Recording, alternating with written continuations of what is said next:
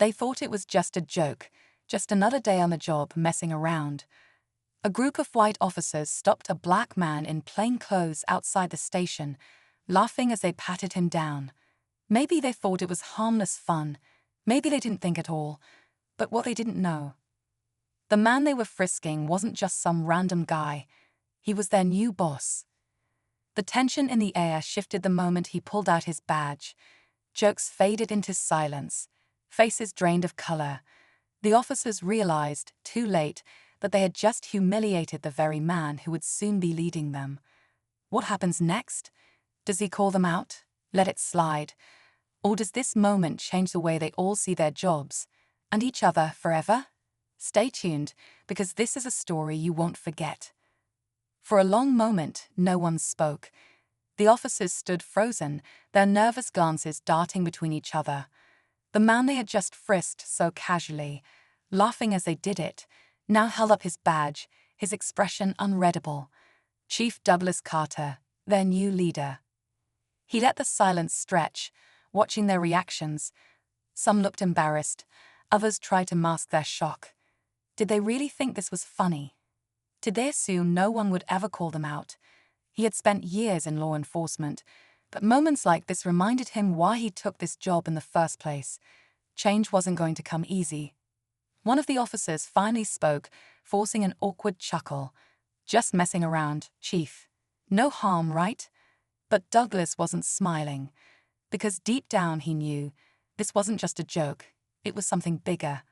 And now all eyes were on him, waiting to see what he would do next.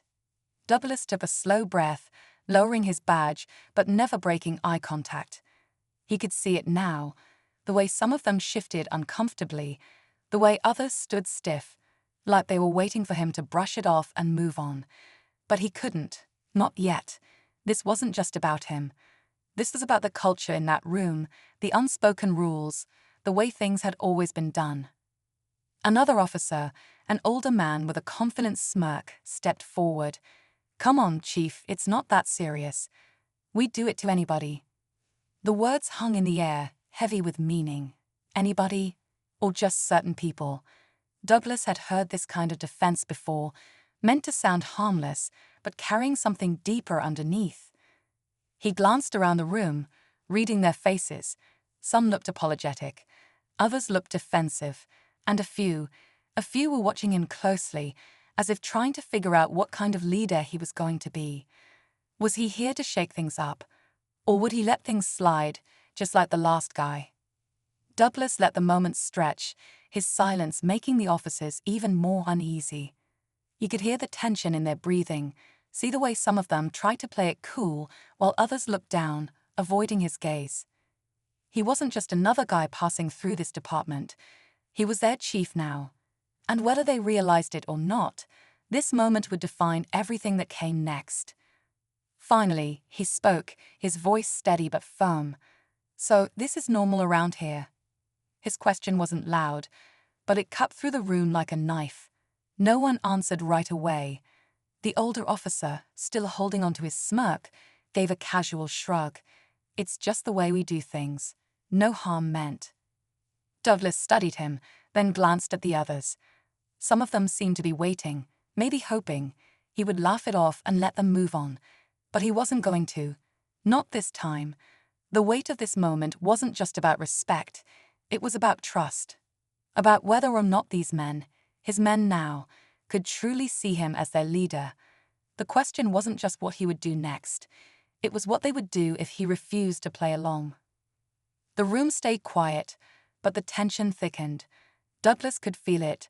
Some of them were still waiting for him to drop it, to laugh along and prove he wasn't going to rock the boat. But then the door creaked open. A younger officer, barely in his second year on the force, stepped inside, pausing when he saw the scene in front of him. His eyes flickered from Douglas to the group of officers, and something about his hesitation made Douglas take a closer look. The way the rookie shifted on his feet, the nervous glance he gave the others, it wasn't just unease. It was something else. Douglas turned toward him. "You need something, officer?" The rookie hesitated, then cleared his throat. "Sir, I think you should see something." The room shifted. Some of the older officers exchanged quick looks, their expressions tightening. That was the moment Douglas knew. This wasn't just about what had happened to him. There was something bigger at play, and whatever it was, they didn't want him to find out. Douglas didn't hesitate. "Show me." The rookie glanced at the others, clearly uncomfortable, but he nodded and led Douglas down the hallway. The sound of their footsteps echoed, the weight of unspoken tension following them. As they turned a corner, Douglas noticed the shift in the air. The usual chatter of the station seemed quieter, more watchful. The officer stopped at a desk and pulled up a file on the computer. "Sir, I didn't know if I should say anything, but I recognized your name when the announcement came in. I looked up the reports." His fingers hovered over the keyboard before he finally clicked. The screen filled with records, complaints, internal memos, investigations, all tied to officers in his new department, all buried. Douglas's jaw tightened. He scanned the names, and there it was, the same officers who had frisked him earlier. This wasn't just about a so-called joke. It was about a pattern, a culture that had been ignored for years. But just as the weight of the truth settled over him, a shadow moved behind them. Douglas turned, finding himself face to face with the smirking officer from before. Only this time, the smirk was gone. "Chief," he said, voice low. "You're new here. Some things are better left alone." Douglas met his stare without blinking, because now he knew exactly what kind of leader he needed to be, and he wasn't backing down. Douglas held the officer's stare, the weight of the moment pressing down. He could feel the silent challenge in those words. Back off, stay in line, don't ask too many questions. But that wasn't who he was. That wasn't why he took this job. With calm confidence, he stepped closer.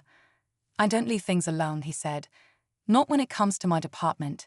The officer didn't respond, but Douglas could see it in his eyes. He wasn't used to being challenged. Not like this. Word spread fast. By the next day, Douglas had already started reviewing the buried cases, calling for meetings, making it clear that the way things had been was no longer the way they'd be. Some officers fell in line. Others pushed back. But change had already begun. As Douglas walked through the station, he caught the rookie's eye. A quiet nod passed between them. The message was clear. This was only the beginning.